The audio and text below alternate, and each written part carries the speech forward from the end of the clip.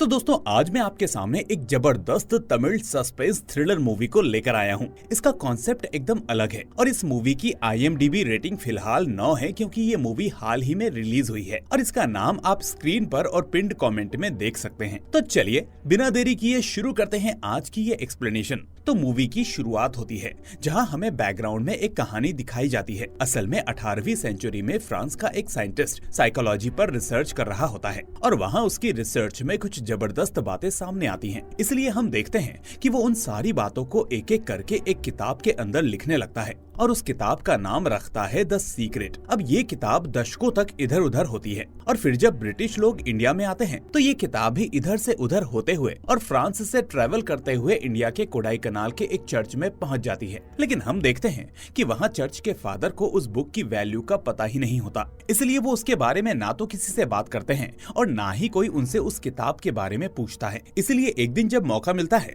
तो सालों से रखी इस किताब को वो फादर एक लड़के के बर्थडे पर उसी को गिफ्ट कर देता है। इसके बाद हमें बताया जाता है कि उस किताब को हासिल करने के बाद उस लड़के के परिवार में कई अजीबोगरीब घटनाएं शुरू हो जाती हैं और ये सीन यहीं पर एंड हो जाता है। अब दूसरे सीन में हम एक बंदे को एक पार्क में देखते हैं। वो अपने हाथ में एक चाकू लेकर क्रॉस बनाते हुए खुद को ही मार लेता है। अब वहाँ मौजूद लोग इस नजारे को देखकर शॉक्ड रह जाते हैं और ये सीन भी यहीं पर एंड हो जाता है। अब मूवी यहाँ से आगे बढ़ती है और हमें अखिलन नाम के एक आदमी को दिखाया जाता है जो कि एक पुलिस ऑफिसर होता है। असल में बात ये है कि इससे पहले भी 2 लड़के ठीक उसी तरह से मर चुके होते हैं जैसे इस पार्क वाले लड़के ने खुद को मारा था, यानी खुद अपनी जान लेकर। तो हम देखते हैं कि इन आत्महत्याओं के केसेस की इन्वेस्टिगेशन अखिलन ही कर रहा होता है। अब हाल ही में किसी हादसे की वजह से उसका हाथ बुरी तरह से जख्मी था, लेकिन फिर भी वो बिना लीव लिए इस केस की इन्वेस्टिगेशन पर लगा रहता है। खैर इसी बीच एक दिन उसे किसी विजय नाम के लड़के का फोन आता है जो अखिलन से कहता है कि सर, आप जिन मरे हुए लोगों के केस की इन्वेस्टिगेशन कर रहे हो ना, मैं उस केस के बारे में कुछ जानता हूँ और आपकी मदद कर सकता हूँ। तो ये सुनकर अखिलन कहता है कि ठीक है, तो मेरे घर आकर अपनी जानकारी को शेयर कर सकते हो। इसके थोड़ी देर बाद विजय अखिलन के घर पहुँचता है, लेकिन इससे पहले कि कोई बात शुरू हो वो उसके हाथ की चोट के बारे में पूछता है। तो ये सुनकर अखिलन कहता है कि इसके बारे में छोड़ो, तुम पहले मुझे वो जानकारी दो जिसके लिए तुम यहाँ पर आए हो। पर विजय कहता है कि सर, हर चीज का आपस में कोई ना कोई कनेक्शन जरूर होता है, इसलिए प्लीज आप पहले अपने हाथ की चोट के बारे में मुझे बताइए, शायद फिर मैं आपको ज्यादा अच्छे से चीजें शेयर कर सकूं। तो इस तरह अब अखिलन जो कुछ भी हुआ था वो सच बताने लगता है। अब सीन यहाँ से फ्लैशबैक में जाता है जहाँ हम देखते हैं कि एक रात जब वो अपना पेट्रोलिंग का काम कर रहा होता है तभी वो एक घर से 4 चोरों को निकलकर भागते हुए देखता है। फिर उन्हें देखते ही वो उनका पीछा करना शुरू कर देता है और जैसे ही वो उनको पकड़ने वाला होता है वैसे ही अचानक कोई अनजान आदमी धोखे से चुपके से उसके हाथ पर गोली चला देता है जिससे अखिलन का हाथ घायल हो जाता है। फिर हम देखते हैं कि कोई गाड़ी उसे लिफ्ट देती है और हॉस्पिटल पहुंचा देती है। इसके बाद सीन प्रेजेंट में शिफ्ट होता है जहां वो विजय नाम का लड़का अखिलन से पूछता है कि सर, जिसने आपको शूट किया था क्या आपने उसको देखा? तो अखिलन कहता है कि नहीं, मैं नहीं देख पाया क्योंकि मेरा ध्यान उस वक्त पूरी तरह से चोरों को पकड़ने में लगा था और फिर घायल होने के बाद वो गाड़ी आ गई तो मैं वहाँ से निकल गया। तो विजय कहता है कि कोई बात नहीं सर, लेकिन मैं आपको बता दूं कि आप जल्दी ही मरने वाले लोगों के केसेस को सॉल्व कर लोगे और इस बीच आपको ये भी पता लग जाएगा कि आपको किसने शूट किया था। इसके बाद विजय पूछता है कि सर, वैसे आपको इन केसेस के बारे में कुछ क्लू मिला है? तो अखिलन कहता है कि हाँ, कुछ सबूत तो मिले हैं लेकिन वो काफी कॉन्फिडेंशियल है, इसलिए मैं तुम्हें उनके बारे में नहीं बता सकता। अब ये सुनकर विजय अचानक कहता है कि अरे इसमें क्या कॉन्फिडेंशियल है, आपको सिर्फ एक फोटो और जली हुई किताब ही तो मिली है। तो ये सुनकर अखिलन शॉक्ड रह जाता है कि आखिर विजय को इसके बारे में कैसे पता है। अब हमें यहाँ पर सबूतों के बारे में पता चलता है और इसके लिए सीन यहाँ से फ्लैशबैक में चला जाता है। हम देखते हैं कि अखिलन उन मरे हुए लोगों के केसेस की इन्वेस्टिगेशन कर रहा होता है। तो इसी बीच एक रात एक अनजान बंदा उसके घर के सामने फोटो और जली हुई किताब रखकर चला जाता है। अब ये सबूत मिलने के बाद अखिलन कमिश्नर के पास जाता है और कहता है कि सर, जो लोग मरे हैं वो तीनों असल में एक दूसरे को नहीं जानते थे और तीनों के बीच में कोई म्यूचुअल दोस्त या रिश्तेदार भी मुझे नहीं मिला, लेकिन वो तीनों जिस तरह से मरे हैं उसे देखकर मैं आपको कुछ बता सकता हूँ। अब वो कमिश्नर को बताता है कि 18वीं सेंचुरी में जापान में ऐसा ही एक कल्चर था, यानी उस वक्त अगर जापान में किसी राज्य में कोई आदमी अपने देश या जनता को धोखा देता था या कोई बड़ी गलती करता था तो उसे पनिशमेंट के तौर पर खुद को मारने का ऑर्डर मिलता था। और सर, जिस तरीके से वो लोग खुद को मारते थे ठीक उसी स्टाइल में ये तीनों लोग भी मरे हैं, यानी खुद के पेट में चाकू घोंपकर। दोस्तों, ये चीज देखकर मुझे वॉल्वरिन मूवी की याद आ गई, क्योंकि आपने देखा होगा कि ठीक यही चीज वॉल्वरिन मूवी में भी दिखाई गई थी। लेकिन मैं एक चीज और क्लियर कर दूं, जो इस मूवी में नहीं बताई गई है। असल में सिर्फ गलती करने या धोखा देने पर जापानी लोग खुद को ऐसे नहीं मारते थे, बल्कि अगर वो किसी युद्ध में हारने वाले हों तो सामने वाले के हाथों से मरने की बजाय वो खुद को इसी तरह से शहीद भी कर लेते थे। खैर, coming back to the story. अब अखिलन कमिश्नर से कहता है कि सर, इसकी मौत के पीछे कोई ना कोई वजह जरूर होगी। मुझे लगता है कि कोई और बंदा जरूर होगा जो इस सब के पीछे होगा, और हमें जल्द से जल्द उसके बारे में पता करना होगा। तो कमिश्नर कहता है कि अखिलन, तुम बहुत अच्छा काम कर रहे हो, लेकिन तुम पहले से ही जख्मी हो, इसलिए मेरी मानो तो कुछ दिन लीव ले लो। पर अखिलन कहता है कि नहीं सर, मैं ही इस केस को लीड करूंगा। अगर लीव ले ली तो ये केस मेरे हाथ से निकल जाएगा। हो सकता है कि इस बीच और कोई भी अपने आप को मार ले और हम अफसोस करते रह जाएं। इसलिए सर, मुझे थोड़ा सपोर्ट कीजिए और मुझे एक छोटी सी टीम दीजिए, ताकि मैं फुल एफर्ट्स के साथ इस केस की इन्वेस्टिगेशन कर सकूं। तो इस तरह अब कमिश्नर उसकी बात को मानते हुए और उसके पिछले अच्छे रिकॉर्ड्स को ध्यान में रखते हुए उसको कुछ लोगों की एक टीम असाइन कर देता है, जिसके बाद सुमंत नाम का एक नया पुलिस ऑफिसर अखिलन का असिस्टेंट बना दिया जाता है। अब अखिलन और सुमंत इस केस पर और बारीकी से काम करना शुरू कर देते हैं, और फिर सबसे पहले उस लड़के के घर जाते हैं जिसने अपने आप को सबसे पहले खत्म किया था, ताकि वहां से वो कुछ डिटेल्स हासिल कर सकें। अब यहाँ वो उसके पेरेंट्स से पूछते हैं कि आपके बेटे के मरने से पहले क्या उसके साथ कोई अजीब घटना घटी थी, या कोई नया आदमी उसकी जिंदगी में आया था, कोई दोस्त या रिश्तेदार। तो उस लड़के के पेरेंट्स इनको बताते हैं कि सर, हमारी नजर में कुछ भी अजीब नहीं हुआ, और ना ही कोई आदमी उसकी जिंदगी में आया जिसके बारे में हमें पता हो। हाँ, जो भी अजीब हुआ वो ये हुआ कि हमारे बेटे ने देखते ही देखते हमारे सामने अपनी जान ले ली। वो कहते हैं कि सर, उस दिन को हम नहीं भूल सकते। हमारा बेटा फटाफट किचन से एक चाकू लाया और खुद को मार लिया, और आज तक हमारी समझ में नहीं आया कि आखिर उसने ऐसा क्यों किया। खैर, अब थोड़ी पूछताछ के बाद जब अखिलन और सुमंत घर से बाहर आते हैं तो उसी वक्त एक वाटर कैन वाला लड़का उस घर के अंदर वाटर कैन डिलीवर करने जाता है।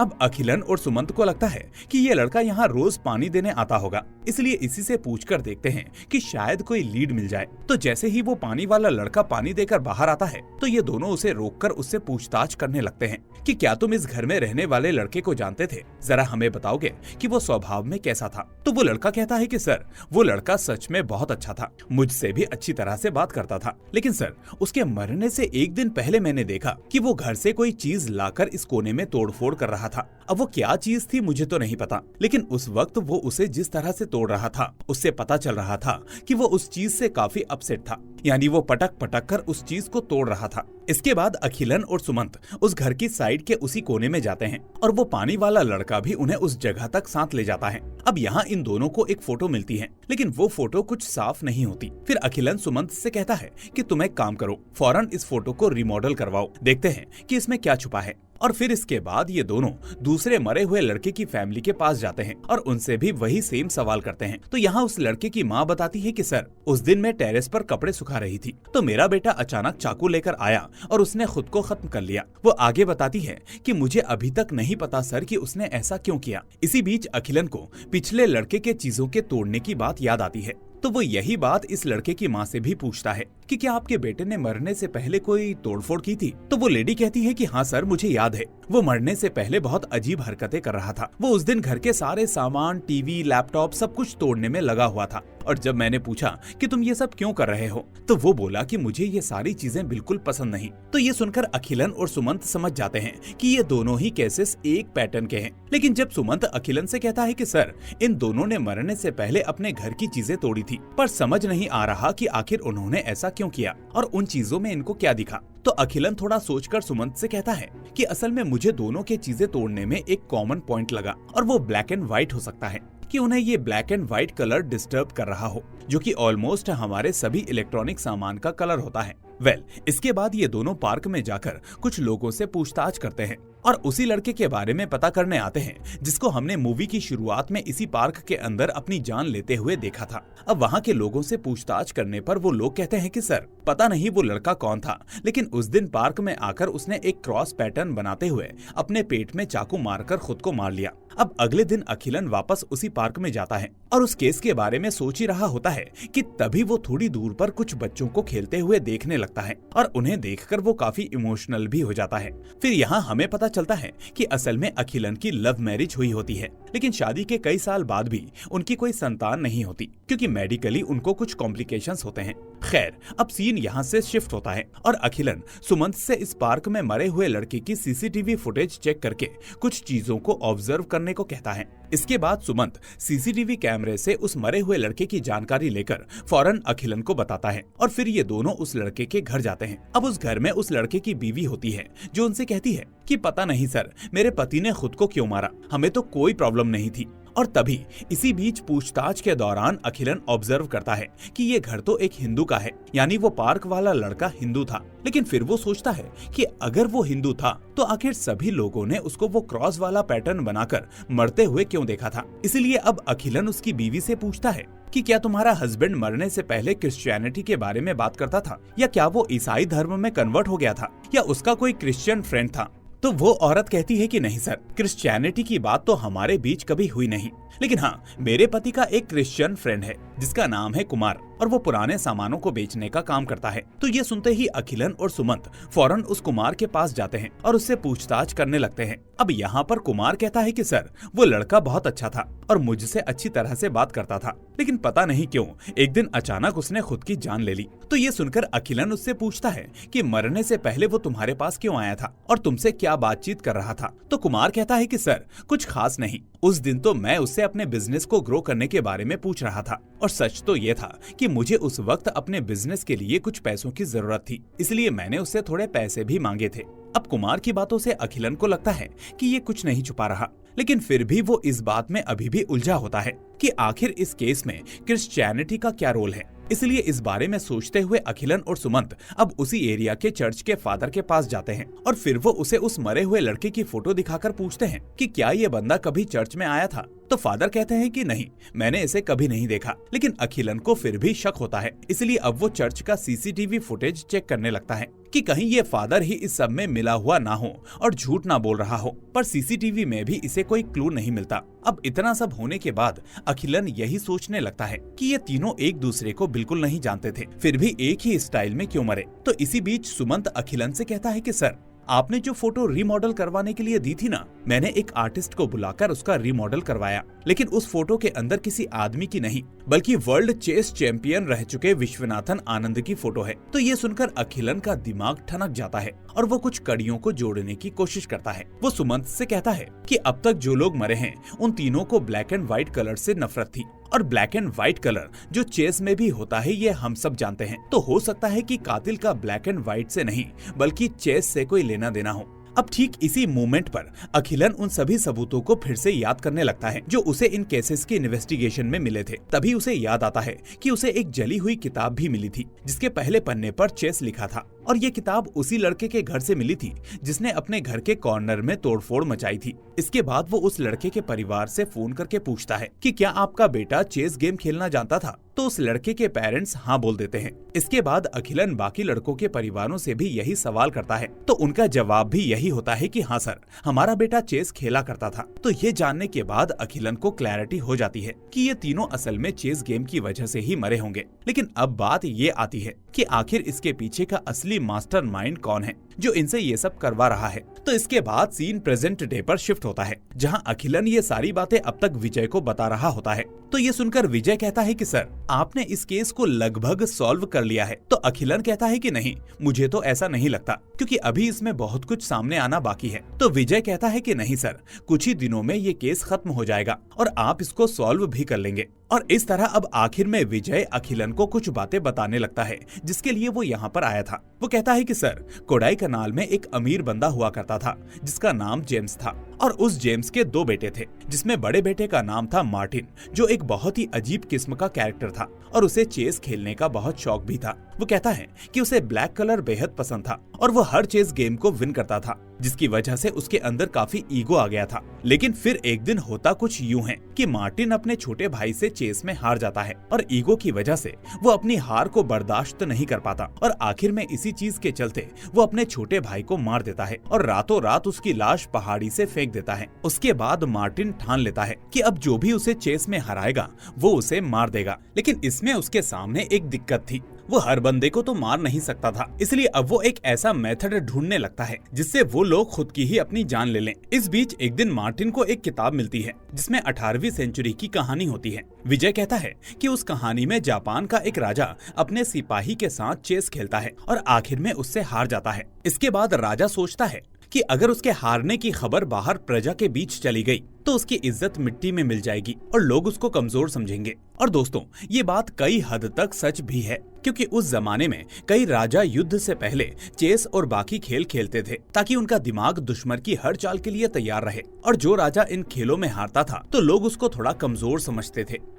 इसी चीज के चलते वो राजा अपने सिपाही को ऑर्डर देता है कि तुम खुद की जान ले लो, और वो सिपाही इतना वफादार होता है कि वही लोगों के सामने किसी को कुछ बिना बताए खुद को चाकू मारकर खत्म कर लेता है, जबकि उसे देखकर लोग ये मान लेते हैं कि उसने जरूर राजा के साथ कोई धोखा किया होगा। अब मार्टिन ये कहानी पढ़कर डिसाइड करता है कि जो भी उसे गेम में हराएगा वो उसे उसी के हाथों मरवा देगा। लेकिन आखिर ये पॉसिबल कैसे होगा? कोई आदमी आखिर खुद को क्यों मारेगा? तो इसी चीज के जवाब ढूंढने के लिए मार्टिन कई चीजों को सीखने लगता है। अब इस कहानी को सुनने के बाद प्रेजेंट में विजय अखिलन से कहता है कि सर, इन तीनों की मौत की वजह वही मार्टिन है, उसी ने इन तीनों को इन्हीं के हाथों मरवाया है। तो अखिलन पूछता है कि आखिर ये सब तुम्हें कैसे पता? तो विजय कहता है कि ये चीज मुझे कैसे पता है, ये असल में आपको पता करना होगा। और सर, थोड़ी देर बाद मार्टिन का भाई भी मरने वाला है। अब ऐसा कहते ही विजय अपनी जेब से एक चाकू निकालता है, लेकिन जब तक वो कुछ करता तब तक अखिलन के घर के बाहर एक अनजान बंदा आकर खड़ा हो जाता है। और जैसे ही वो बंदा अखिलन के घर के अंदर आता है, वैसे ही सामने खड़ा विजय उस चाकू से खुद को मार लेता है, ठीक उसी तरह जिस तरह अब तक बाकी लोग मरते हुए आए हैं। ये चीज देखकर अखिलन के होश उड़ जाते हैं और वो फौरन उस अनजान बंदे के ऊपर अपनी गन तानते हुए कहता है कि मुझे पता है इन आत्महत्याओं के पीछे तुम्हारा हाथ है, बताओ आखिर ये सब तुम क्यों कर रहे हो? तो वो काले कपड़े पहना हुआ लड़का कहता है कि मैं ही मार्टिन हूँ, लेकिन ये सारी चीजें मैं नहीं कर रहा, मैं तो सिर्फ मंत्री हूँ। इस खेल का असली राजा तो कोई और है जो थोड़ी देर बाद यहाँ आने वाला है। और ऐसा कहते ही वो लड़का भी खुद को ठीक उसी पैटर्न में खत्म कर लेता है। अब इससे अखिलन का दिमाग पूरी तरह से चकरा जाता है कि आखिर एक साथ ये सब कुछ क्या क्या हो गया। खैर, इसके थोड़ी देर बाद कमिश्नर फौरन अखिलन के घर पहुंचता है, क्योंकि उसे भी इस सब की खबर लग चुकी थी। अब यहाँ आकर वो अखिलन को बहुत डांटता है और कहता है कि तुम्हारी आंखों के सामने दो लोगों ने खुद की जान ले ली, आखिर तुम कर क्या रहे थे? क्या तुमसे उन लोगों को रोका नहीं गया? अब इतने में अखिलन कुछ कहता उससे पहले कमिश्नर कहता है कि मैंने पहले ही कहा था कि तुम छुट्टी ले लो, अभी तुम्हारे बस में कुछ नहीं है और तुम्हारा दिमाग ठीक नहीं है, लेकिन तुमने मेरी बात नहीं मानी। लेकिन अब बस अखिलन, तुमने बहुत कुछ कर लिया, इसलिए मैं ये केस अब दूसरे पुलिस वालों को ट्रांसफर कर रहा हूँ। इतना कहकर कमिश्नर वहाँ से चला जाता है। लेकिन हम देखते हैं कि अखिलन इस केस को नहीं छोड़ता और इसकी तहकीकात करने लगता है। इसके बाद अखिलन सुमंत को बुलाकर रात की सारी बातें बताने लगता है। इसके बाद वो दोनों मार्टिन और विजय के घर जाते हैं, जहाँ मौजूद औरत उनसे कहती है कि हाँ सर, वो मरे हुए दोनों लड़के मेरे ही बेटे हैं, लेकिन सर मेरे छोटे बेटे का नाम विजय है पर बड़े बेटे का नाम मार्टिन नहीं बल्कि किशोर है। तो ये सुनकर अखिलन समझ जाता है कि रात को जो लड़का मरा वो असल में मार्टिन नहीं था, यानी मार्टिन कोई और है। इसलिए अब वो डिसाइड करता है कि इस मार्टिन को किसी भी तरह से पकड़ना होगा, वरना अब ना जाने और कितने लोग मारे जाएंगे। पर तभी अखिलन को एक गिफ्ट मिलता है और उसे पता चलता है कि ये गिफ्ट असल में विजय ने मरने से पहले अखिलन को भेजा था। इसके बाद जब अखिलन उस गिफ्ट को खोलता है तो उसमें एक फोन नंबर होता है जिसके शुरू के 4 डिजिट्स की जगह क्वेश्चन मार्क्स होते हैं और उसके बाद 6 डिजिट्स होते हैं। अब ये देखकर पहले तो अखिलन को लगता है कि ये कोई कोड होगा जिसे डिकोड करना होगा, लेकिन तभी उसे समझ में आता है कि ये असल में कोई फोन नंबर है जिसके शुरू के 4 डिजिट हमको ढूंढने के लिए दिए गए हैं। यानी विजय जो कह रहा था कि आप इस केस को सॉल्व कर लोगे, वो शायद इसीलिए कह रहा था ताकि वो अखिलन की मदद कर सके। इसीलिए अब अखिलन इस फोन नंबर को डिकोड करने के लिए उसे अपनी टीम के पास भेज देता है और फिर उस कोड को डिकोड करने पर पता चलता है कि ये नंबर असल में एक साइकेट्रिस्ट डॉक्टर का है। अब अखिलन और सुमंत फौरन उस साइकेट्रिस्ट से मिलने जाते हैं और अब तक जो हुआ वो सारी बातें अखिलन उसे बताने लगता है। इसके बाद वो डॉक्टर 18वीं सेंचुरी की वो कहानी दोहराता है, लेकिन यहाँ इस कहानी में एक और ट्विस्ट आ जाता है। वो बताता है कि एक राजा अपने सिपाही के साथ चेस खेलता है, जिसमें वो राजा हार जाता है और सिपाही को खुद को ही मारने का ऑर्डर दे देता है, जिसके बाद सिपाही प्रजा के सामने अपनी जान ले लेता है। लेकिन आगे वो बताता है कि उस सिपाही के मरने के बाद वो राजा एक बार फिर एक और सिपाही के साथ चेस खेलता है और उससे भी हार जाता है। लेकिन इस बार हैरानी की बात ये होती है कि वो सिपाही खुद को नहीं मारता बल्कि इस बार उसकी बजाय वो राजा खुद को ही खत्म कर लेता है। तो ये सुनकर अखिलन उस डॉक्टर से कहता है कि आखिर इस बार राजा ने खुद को क्यों मारा, क्योंकि पिछली बार तो उसने अपनी इज्जत को कम होने से बचाने के लिए उस सिपाही को मरने के लिए कह दिया था कि जैसा तुम सोच रहे हो वैसा नहीं है। असल में उस राजा ने तो उस सिपाही को मरने के ही ऑर्डर्स दिए थे, लेकिन उस सिपाही के पास मेस्मराइजिंग की शक्ति होती है, जिस वजह से वो किसी को भी हिप्नोटाइज करके उससे मनचाहा काम करवा सकता था। यानी हुआ ये कि उस सिपाही ने उस राजा के दिमाग को कंट्रोल में ले लिया और आखिर में राजा को ही उल्टा खुद को मारने का ऑर्डर दे दिया। इसके बाद डॉक्टर बताता है कि यही विद्या असल में उस किलर ने सीख ली है और वो लोगों को ठीक उसी तरह से मार रहा है जैसे उस दूसरे सिपाही ने अपने राजा को मारा था। तो ये सुनकर अखिलन कहता है कि सर, आपकी ये बातें मेरे लिए भरोसे लायक नहीं है। मैं तो आपकी बातों से उल्टा कंफ्यूज हो गया हूँ। आखिर ऐसा कैसे हो सकता है? तो डॉक्टर कहता है तुम्हें भरोसा करना पड़ेगा, क्योंकि आज भी दुनिया में कई ऐसी चीजें हैं जो इंसानी दिमाग से परे हैं। और ये सुनते ही अचानक अखिलन को एक चीज पर शक होता है और फिर वो उस डॉक्टर से पूछता है कि मेस्मराइजिंग की वो किताब तो असल में जल चुकी थी, लेकिन आखिर आपको ये सब कैसे पता? और ऐसा कहते हुए वो उस डॉक्टर पर ही अपनी गन तान देता है और कहता है इसका मतलब आप ही मार्टिन हो। तो डॉक्टर कहता है कि नहीं, तुम फिर से धोखा खा गए, मैं मार्टिन नहीं हूँ। और ऐसा कहकर वो डॉक्टर वहाँ रखा एक चाकू लेता है और खुद को चाकू मार लेता है। लेकिन इस बार अखिलन ऐसा होने नहीं देता और सही टाइम पर उसे हॉस्पिटल पहुँचा देता है, जिससे उस डॉक्टर की जान बच जाती है। अब होश में आने पर अखिलन उस डॉक्टर से पूछता है कि मार्टिन का नाम लेते ही आपने खुद को मारने की कोशिश क्यों की? तो डॉक्टर अब उसको सारी सच्चाई बताने लगता है। वो कहता है कि कोडाई कनाल में जेम्स नाम का एक अमीर आदमी था जिसके 2 बेटे थे,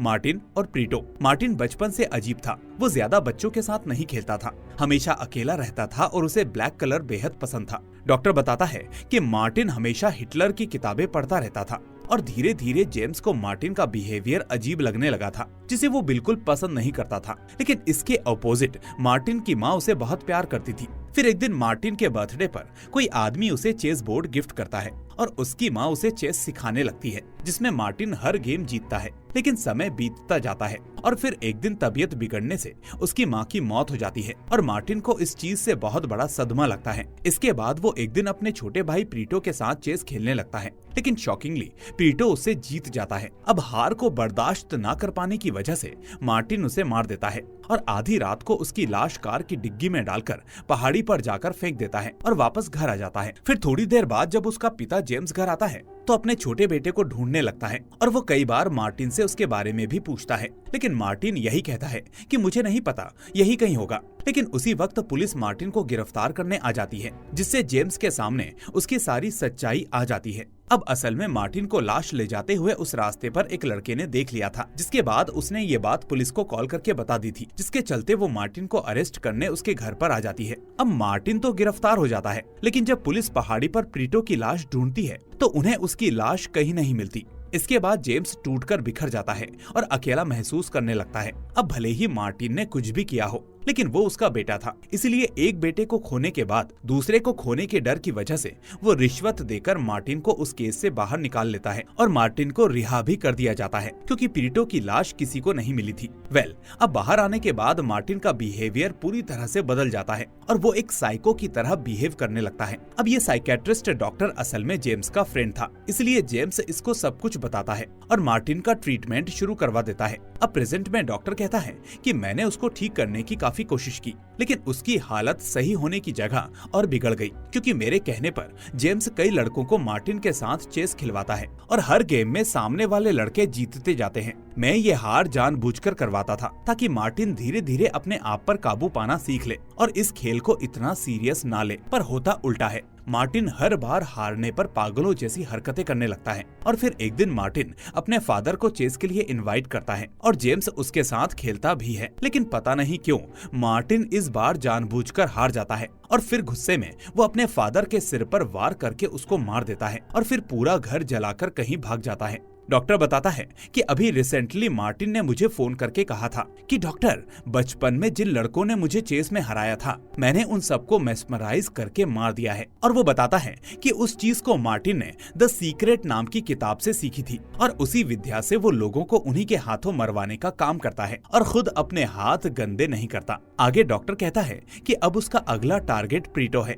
तो अखिलन ये सुनकर हैरान होते हुए पूछता है कि प्रीटो तो मर चुका था ना। तो डॉक्टर बताता है कि उस दिन प्रीटो की लाश नहीं मिली थी और बाद में वो पहाड़ी से गिरकर कुछ लोगों को मिल गया था, इसलिए मार्टिन अब उसे मारने की प्लानिंग कर रहा है। अब अखिलन पूछता है कि ये सब तो ठीक है, लेकिन आप खुद को क्यों मार रहे थे? तो डॉक्टर कहता है कि मेरे ट्रीटमेंट की वजह से मार्टिन की हालत बिगड़ी थी, इसीलिए मैं तब से गिल्ट में जी रहा था, और फिर जब तुमने मेरे सामने वो बात लाकर फिर से रख दी तो मैं इस गिल्ट को इससे ज्यादा नहीं झेल पाया। इसके बाद सुबह अखिलन सोचता है कि आखिर प्रीटो को कैसे ढूंढा जाए, क्योंकि वो मिल गया तो मार्टिन भी खुद ब खुद सामने आ जाएगा। इसलिए अब वो सुमंत को फोन करके कहता है कि जिस दिन प्रीटो मिसिंग हुआ था उस दिन की FIR फाइल निकालकर मुझे भेजो। अब सुमंत ऐसा ही करता है, जिसके बाद फाइल मिलने पर अखिलन एक बात नोटिस करता है कि प्रीटो की गर्दन पर एक छोटा सा मार्क था। अब तभी उसे याद आता है कि ऐसा ही मार्क उसने रिसेंटली किसी की गर्दन पर देखा था, और जब उसे याद आता है कि ये मार्क असल में किसकी गर्दन पर था तो वो सोचते ही उसके होश उड़ जाते हैं,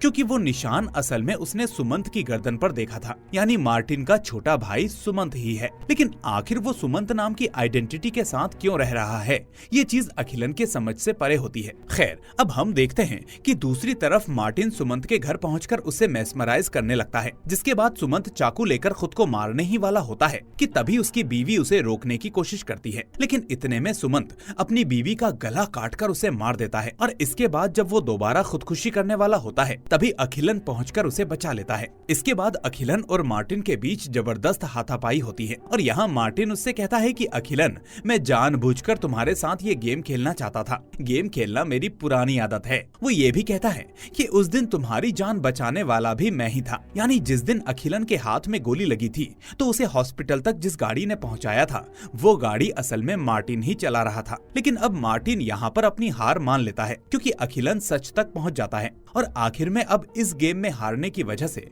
मार्टिन खुद को खत्म कर लेता है।